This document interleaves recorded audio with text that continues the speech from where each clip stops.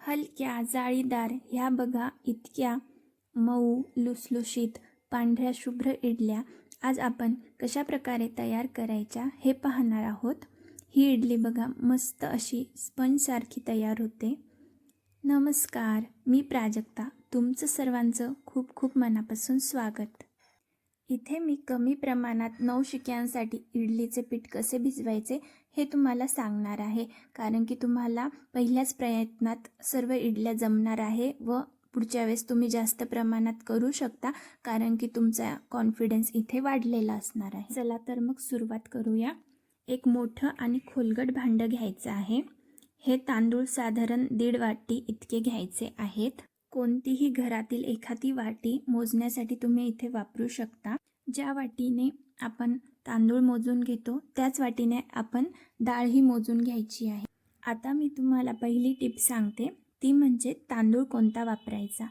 तांदूळ हा नेहमी ज्या तांदळाचा भात एकदम मोकळा होतो ना, तो तांदूळ वापरायचा आहे। बासमती तांदूळ तुम्ही वापरू शकता, त्याचा एकदम मोकळा भात होतो। ज्या तांदळाचा भात चिकट होतो तो तांदूळ आपल्याला इडलीसाठी वापरायचा नाहीये। तर मी इडलीसाठी बॉइल्ड तांदूळ अशा जातीचा तांदूळ मिळतो, त्याचं नाव आहे बॉइल्ड तांदूळ, हा वापरते। खूप छान तांदूळ आहे हा, तुम्ही नेहमी इडलीसाठी हाच तांदूळ वापरा। आणि जर तुमच्या भागामध्ये हा तांदूळ मिळत नसेल तर तुम्ही मोकळा होणारा जो तांदूळ असतो बासमती तांदूळ तो वापरू शकता। एवढ्या डाळ तांदळाच्या प्रमाणात आपल्या साधारण 20 इडल्या तयार होणार आहेत। 2 मेंबरसाठी एका टायमाला हे प्रमाण अचूक आहे। जर तुम्हाला ह्यापेक्षा जास्त इडल्या बनवायच्या असेल तर तुम्ही ह्याची क्वांटिटी दुप्पट करू शकता। दुप्पट क्वांटिटीसाठी आपल्याला इथे 3 वाट्या तांदूळ आणि पाऊण वाटी सफेद उडदाची डाळ वापरायची आहे। ह्या प्रमाणात आपल्या 40 इडल्या होतील। आता दुसरी टिप अशी की तांदूळ हे आपल्याला स्वच्छ धुवून घ्यायचे आहे। जोपर्यंत त्याचं काळं पाणी निघत असतं ना, तोपर्यंत आपल्याला धुवून घ्यायचे आहे।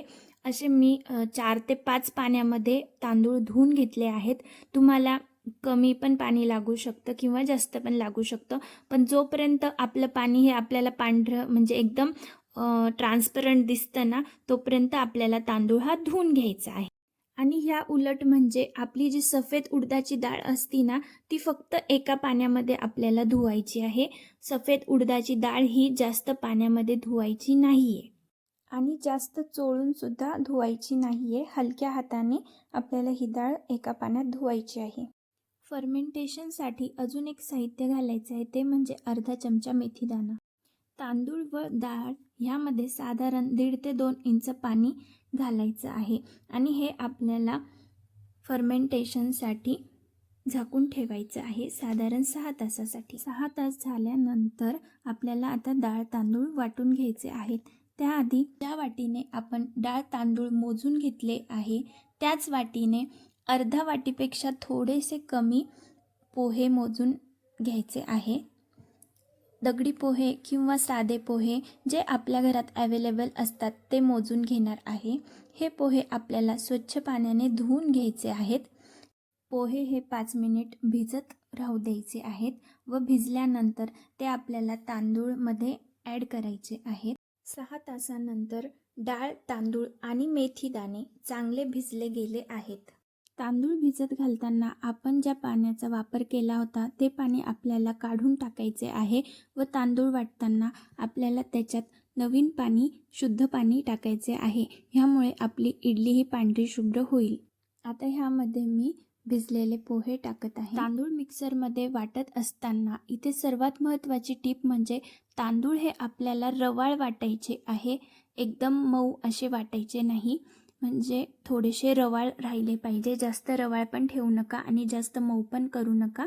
तांदूळ व डाळ एकत्र वाटायचे नाहीये। तांदूळ वाटणं झाल्यावर मी इथे डाळ घेतली आहे व डाळ ही आपल्याला एकदम स्मूथ एकदम क्रीमी टेक्स्चरमध्ये मिक्सरमधून वाटून घ्यायची आहे।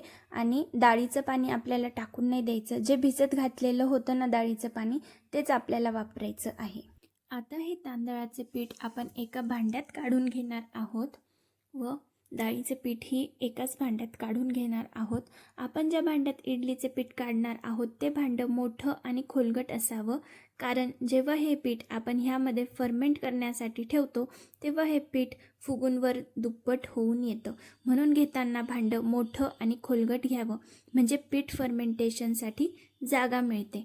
आणि हो, आपलं भांडं हे स्टीलचंच असावं, तांब्याचं, पितळाचं, कासाचं, लोखंडाचं हे कोणत्याही प्रकारच्या धातूचं भांडं नसावं, कारण की त्यावर रिॲक्शन होऊन आपल्या पिठाचा रंग बदलेल आणि पीठ आपले फर्मेंटसुद्धा होणार नाही. हे असं चांगलं 5 मिनिटांपर्यंत एकाच दिशेने फेटून घ्यायचं आहे.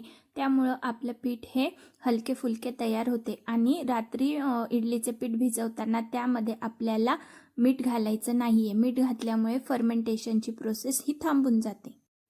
आता हे पीठ साधारण 12 ते 14 तास किंवा रात्रभर फर्मेंट होण्यासाठी उबदार अशा ठिकाणी ठेवून द्यायचे आहे. बघा, मी उबदार अशा ठिकाणी हे पातेलं रात्रभर ठेवले होते. आपलं पीठ फुगून दुप्पट असं झालं आहे. ही जाळी बघा, मी तुम्हाला जवळून दाखवते. किती छान अशी या पिठाला जाळी पडली आहे. हे पीठ जर आता तुम्हाला घट्ट वाटत असेल तर थोडंसं तुम्ही यामध्ये पाणी ॲड करू शकता. जसं इडलीचे बॅटरची कन्सिस्टन्सी असती ना, तसं आपल्याला यामध्ये पाणी टाकून याचं बॅटर करून घ्यायचं आहे व चवीनुसार मीठ टाकून अगदी हलक्या हाताने हे पीठ आपल्याला मिक्स करून घ्यायचं आहे. एकाच दिशेने पीठ हे फिरवायचं आहे. इथे लक्षात ठेवा, जास्त वेळ पीठ हे फेटू नका. अगदी मीठ मिसळल्या जाईल अशा प्रकारे मळा हलक्या हाताने. पिठाची कन्सिस्टन्सी तुम्ही बघू शकता. अशा प्रकारे इडलीचं पीठ आपल्याला पाहिजे आहे. आता आपण ह्या इडलीच्या ज्या प्लेट्स असतात त्यामध्ये सगळे हे पीठ भरून घेणार आहोत. त्यामध्ये सर्वप्रथम ह्या इडलीच्या प्लेट्सकरिता खाली तेल लावून घ्यायचं आहे आणि मग ह्यामध्ये पीठ असं भरून घ्यायचं आहे. साधारण एक पळी पीठ यामध्ये बसतं. हे असं अगदी हलक्या हाताने पिठाची जाळी जास्त न मोडता असं पीठ भरून घेतलं आहे. इथे मी इडलीच्या पात्रामध्ये साधारण 1.5 इंच पाणी उकळवायला ठेवलेलं आहे. ग्लासच्या प्रमाणात म्हटलं तर 1.5 ग्लास पाणी मी यामध्ये उकळवायला ठेवलेलं आहे. पाण्याला खळखळून उकळी आली की मगच ह्यामध्ये आपल्याला इडलीच्या ज्या प्लेट्स आहेत त्या ठेवायच्या आहेत. जर पाणी उकळलेलं नसलं तर त्यामध्ये इडलीच्या प्लेट्स ह्या ठेवू नका, कारण की त्यामुळे इडली ही फुगत नाही, त्याची प्रोसेस थांबून जाते. इडलीच्या प्लेट्स ठेवताना सुद्धा एक काळजी घ्यायची आहे की जिथे हे 3 होल दिसता आहे तिथे आपली वरच्या प्लेटची इडली आली पाहिजे, म्हणजे खालच्या बाजूने मस्त वाफ लागली जाते आणि ही वरची इडली खालच्या इडलीला चिकटत सुद्धा नाही. आता याच्यावर आपल्याला झाकण ठेवायचं आहे आणि झाकणावर एक जड कोणती तरी वस्तू आपल्याला ठेवायची आहे. त्यानंतर आपल्याला गॅसची फ्लेम ही हाय करायची आहे व इडलीला 10 मिनिटांची वाफ घ्यायची आहे. लक्षात ठेवा, 10 मिनिटांपेक्षा जास्त वाफ इडलीला ही देऊ नका, त्यामुळे इडली ही आपली चिवट बनते. फक्त 10 मिनिटात आपली इडली ही शिजते व 10 मिनिटे झाले ना की लगेच गॅसची फ्लेम बंद करायची आहे आणि आपल्याला त्याचं झाकण काढून घ्यायचं आहे. तशीच इडली ठेवायची नाही, झाकण तसाच ठेवायचा नाही, त्यामुळे सुद्धा आपली इडली ही भिजरट होते.